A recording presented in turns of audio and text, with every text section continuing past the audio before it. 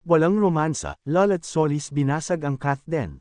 Ang Hello, Love, Again, ay gumagawa ng kasaysayan bilang lokal na pelikula na may pinakamataas na kita sa araw ng pagbubukas.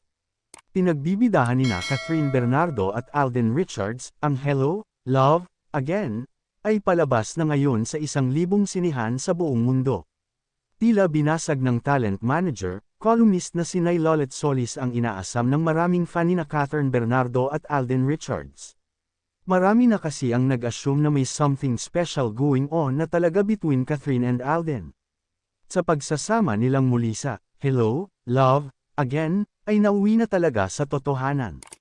Pero sa Instagram post ni Lolet, kung ikaw ay isa sa nagdarasal na sana sila na nga, tiyak na malulungkot dahil tahasang sinabi ni Lolet na walang romantic thing sa dalawa. Say niya, ang galing naman na parang kilig na kilig ang lahat sa mga happenings nila.